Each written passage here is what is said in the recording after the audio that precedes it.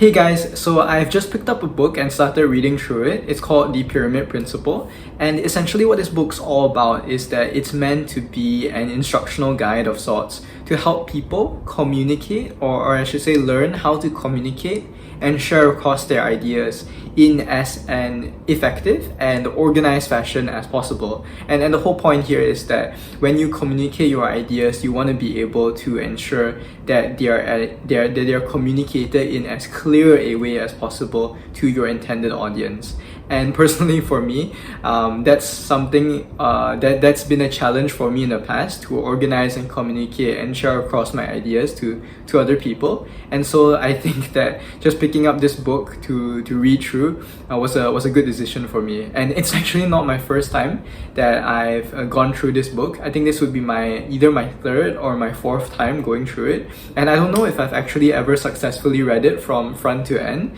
I think I've always mostly focused perhaps more on the first half of the book, on the first few sections, and hopefully this time I'll be able to make my way entirely through it. And so just as a disclaimer, though I've never actually, or I should say I haven't yet finished reading through the book, what I wanted to do is that I wanted to just document my journey and my process going through it, and to share across with you guys the insights that I've been picking up in this book so far, especially if you personally would also like to explore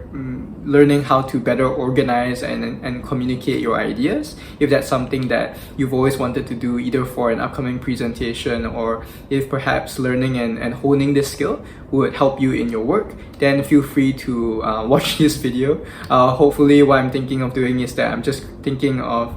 putting these videos together in a sort of series as I make my way through the various chapters of the book. And if you like, if you find them useful, do let me know in the comments below. Do leave a like, do subscribe. And I will also leave a link in the bottom section to a link of where you can find the book yourself if you're interested in purchasing it as well. So I've actually just finished the first 2 chapters of this book, and so while I still have quite a ways to go, because there are in fact 10 chapters to this entire book, I thought that I would just take this opportunity to share with you guys some of the initial insights that I've managed to pick up along the way. And in particular, I will be sharing across on 2 insights that I've picked up so far, with the first being that, as per the name suggests of this book, The Pyramid Principle, whenever you're trying to communicate an idea, whether it be during a presentation or in a piece of any piece of writing, it's important to communicate in a top-down approach, hence in the form of a pyramid. And the second insight that I want to share with you guys is that when communicating any sort of idea, the context is key. Context is crucially important, in the sense that not only do you want to make sure that you communicate your ideas clearly, but not only that, you want to make sure that you give people a reason to actually listen to you and a reason to care about what you're saying, hence giving them the context behind why you're saying what you're saying.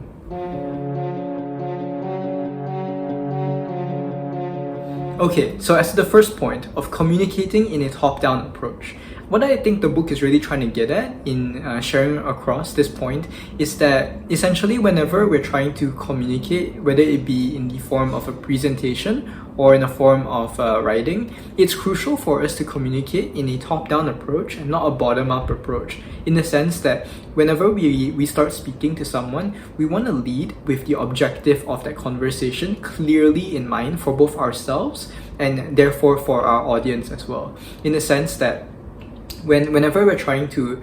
communicate, we want to make sure that we lead with the singular focus, with the singular purpose behind that piece of communications, whereby everything thereafter will essentially be purposed towards supporting and rationalizing and explaining that answer or answering to that objective that we've laid out and set forth right at the start for both ourselves as well as our intended audience. And I think this is one of the reasons for why this is so crucial, is also because we as human beings, whenever we are absorbing and listening to different pieces of information, what the book essentially goes about saying is that we're going to try to make some sense out of that information anyways. It's just how our minds operate, that whenever we are fed different pieces of information, we're going to try to link them logically towards each other. And this is specifically when people start talking to us, or specifically in the context of someone conversing with us. Whenever they're trying to speak to us, we're going to assume that what you're saying has a purpose to it, whether that person clearly states that purpose or not. And so when it comes to speaking to business professionals, to our bosses, to our leaders, but even perhaps also to our friends and to our family, since we know that people are going to try to form some logical relationship between all of the points and all of the information they were delivering to them anyways, it's important for us to not let them assume that logical relationship, but rather we state it very, very clearly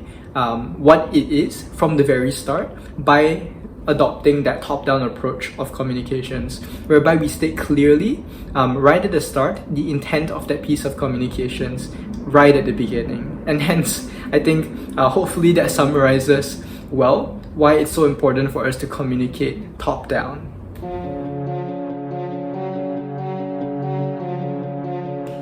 Okay, so if the first insight was really all about understanding that whenever we communicate via a presentation or via a piece of writing, it's essential for us to communicate in a top-down approach, whereby we lead with the objective of the overall document and ensure that everything thereafter is purposed towards rationalizing or explaining or answering towards that objective. Then the second insight is really all about making sure that we establish very, very clearly right at the start the context behind why we're saying what we're saying, and to give our audience in turn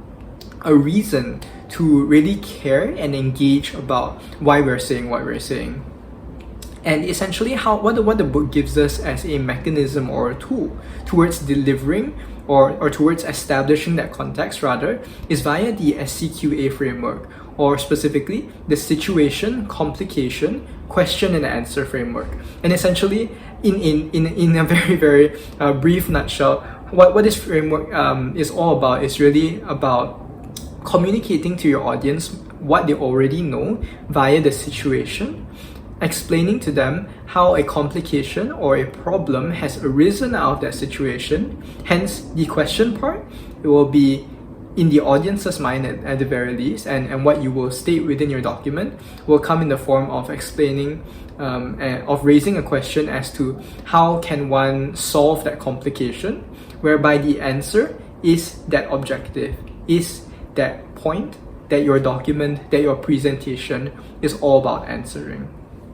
And hopefully that was clear, just as a very, very brief nutshell what that SCQA framework is intended to do. But essentially, through that framework, which the book goes into more detail and outlining, you'll be able to set that initial context so that your intended audience members will have a reason to engage with your piece of writing, with your piece of with your presentation, and have a reason to care, seeing as that piece of writing or your presentation will be helping them to answer a query that they have in mind and which affects them. Okay, so those were just the two initial insights that I wanted to share across with you guys after reading through this book, the Pyramid Principle. So let me know in the comments if you guys found the insights useful, if you guys want me to share across more insights as I go through this book, or explain and expand more upon that top-down approach or the SCQA framework in particular. The book itself will definitely go into more detail on the framework itself. And yeah, let me know in the comments, especially if you guys have actually, if some of you have actually read this book before, if you guys have if you guys have potentially a better understanding of this book than I do. Do please feel free to share across in the comments below your own learnings and your own insights of this book as well. And yeah, hopefully I'll continue going through this book and creating more videos to share across on more insights that I pick up in this book along the way. So have a good weekend, guys, and I'll see you in the next one. Thanks.